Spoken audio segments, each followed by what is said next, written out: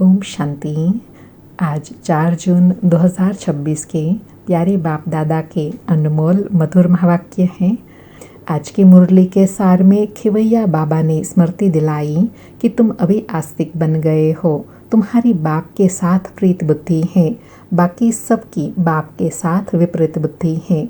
अब तुम बच्चे जानते हो, महाभारी महाभारत लड़ाई सामने खड़ी है। कलयुग पतित दुनिया पूरी हो, फिर सतयुगी पावन दुनिया स्थापन होती है बाप के द्वारा। जिस बाप को तुम याद करते हो, हे पतित पावन आओ, हे खिवैया हमको इस विषय सागर से निकाल क्षीर सागर में ले जाओ। बापू गांधी भी कहते थे, पतित पावन सीताराम, हे राम सब आत्मा सीताओं को पावन बनाओ।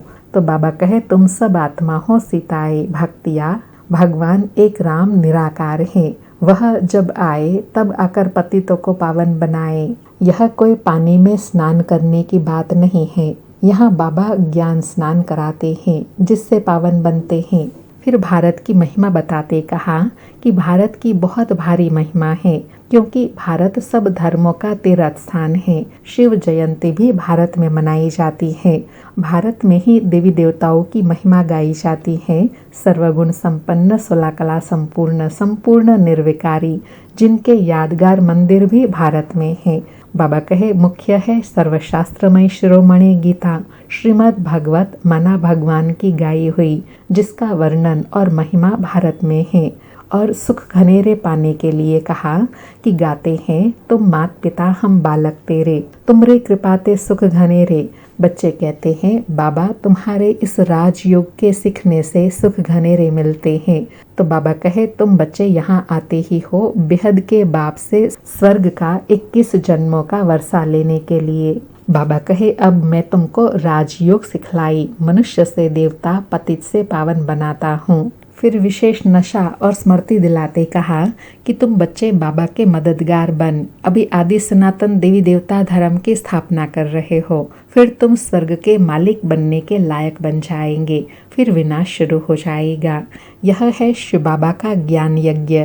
फिर शिव कहो व रुद्र कहो, एक ही बात है।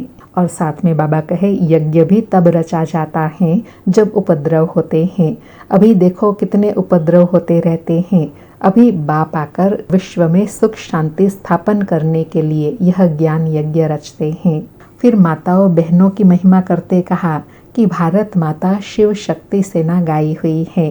वंदना पवित्रता की जाती है। तुम माताओं को वंदे मातरम कहा जाता है, क्योंकि तुमने श्रीमत पर भारत को स्वर्ग बनाया है।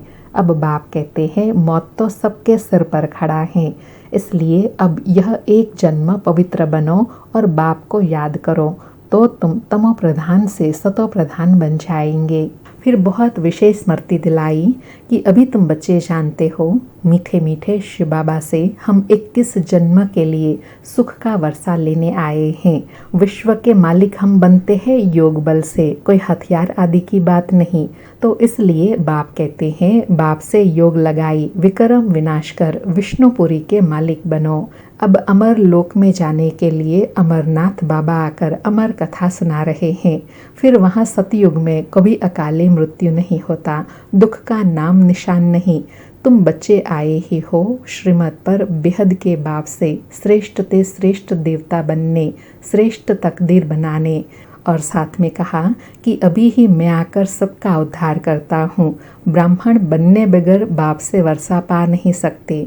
बाप आकर अभी ज्ञान की रोशनी में ले जाते हैं, इसलिए गाते हैं, ज्ञान सूर्य प्रगटा तो अज्ञान अंधेर विनाश। और लास्ट में ब्राह्मण बनने से प्राप्ति बताई कि अभी सारा विश्व इंसॉल्वेंट बन गया है। बाप आकर इसको सॉल्वेंट बनाते हैं। बाप को ही तरस पड़ता है। कहते हैं, मैं तुमको राजयोग सिखाने आया हूँ। नर को नारायण, नारी को लक्ष्मी बनाता हूँ। भक्तों का रक्षक है ही एक बाप। बाबा कहे, मैं तुमको रावण की जेल से छुड़ाई सुखधाम में ले जाता हूँ। सारी दुनिया में जो ब्राह्मण बनेंगे वही देवता बनेंगे। बाबा कहे, तुम ब्राह्मण हो सबसे उत्तम, तुम भारत की सच्ची रूहानी सेवा कर रहे हो। बाप की याद से ही विक्रम विनाश होंगे। जितना याद में रहेंगे उतना खाद निकलती जाएंगी। तुम सच्चा सोना बन जाएंगे। और उसके लिए बाबा कहते हैं कि कोई भी देहधारी को याद नहीं करना है। गृहस्थ व्यवहार में रहते एक बाप के सिवाय और कोई को याद नहीं करो तो तुम स्वर्गपुरी के मालिक बन जाएंगे। और परिचय देते हुए कहा कि मेरा असली नाम शिव है, मुझे सदा शिव भी कहते हैं। तुम सब सालिग्राम बच्चे हो, तुम आधा कल्प देह अभिमानी रहे हो, अब देही अभिमानी बनो। एक बाप को जानो, एक बाप को जानने से ही तुम सब कुछ जान जाते हो।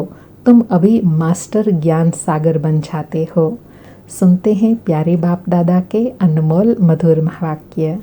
आज बाबा कहे, मीठे बच्चे, तुम पारलौकिक बाप को यथार्थ रीति जानते हो, इसलिए तुम्हें ही सच्चे प्रीत बुद्धि व आस्तिक कहेंगे। आज मुरली से प्रश्न है, बाप के किस कर्तव्य से सिद्ध होता है कि वह भक्तों का रक्षक है। उत्तर में कहा, सब भक्तों को रावण की जेल से छुड़ाना, इंसॉल्वेंट से सॉल्वेंट बनाना, यह एक बाप का ही कर्तव्य है।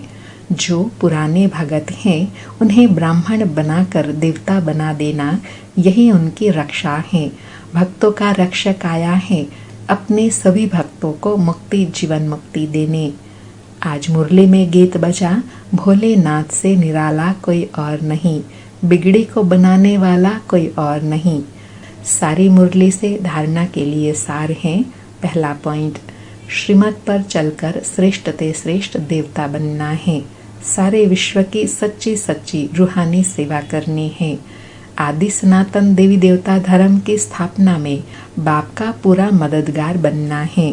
दूसरा पॉइंट, आत्मा को सच्चा सोना बनाने के लिए एक बाप के सिवाय किसी भी देहधारी को याद नहीं करना है। पारलौकिक बाप से सच्ची सच्ची प्रीत रखनी है। आज का वरदान है, आत्मिक उन्नति के साधन द्वारा सर्व परिस्थितियों पर विजय प्राप्त करने वाले अकाल मूर्त भव। स्पष्टीकरण है, जैसे शरीर निर्वाह के लिए अनेक साधन अपनाते हो, ऐसे आत्मिक उन्नति के भी साधन अपनाओ। इसके लिए सदा अकाल मूर्त स्थिति में स्थित होने का अभ्यास करो। जो स्वयं को अकाल मूर्त आत्मा समझकर चलते हैं, वह अकाले मृत्यु से, अकाल से, सर्व समस्याओं से बच जाते हैं। मानसिक चिंताएं, मानसिक परिस्थितियों को हटाने के लिए सिर्फ अपने पुराने शरीर के भान को मिटाते जाओ। आज बाबा ने विजयी अकाल मूर्त बनने से प्राप्ति बताई कि जितना अपनी आत्मिक स्मृति में रहेंगे, उतना अकाले मृत्यु से, अकाल से, सर्व समस्याओं से, मानसिक चिंताओं से, मानसिक परिस्थितियों से दूर रहेंगे। कब? जब अपनी ओरिजिनल आत्मिक स्थिति में रहेंगे।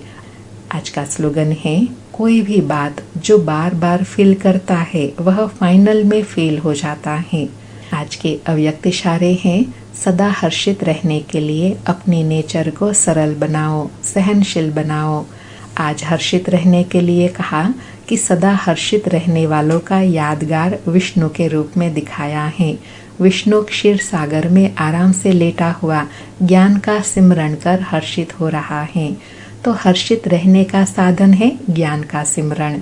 जो जितना ज्ञान का सिमरण करते हैं वह उतना ही हर्षित रहते हैं। कोई भी परिस्थिति उनकी हिम्मत, उमंग, उल्लास को कम नहीं कर सकती। वे सहनशीलता की शक्ति से हर परिस्थिति को सहज पार कर लेते हैं। बाबा कहे, जो हर्षित रहते हैं वो जीवन में कैसी भी परिस्थिति आती है, हिम्मत, उमंग, उल्लास के साथ वह सहज पार कर लेते हैं। अच्छा, ओम शांति। शुक्रिया बाबा, शुक्रिया।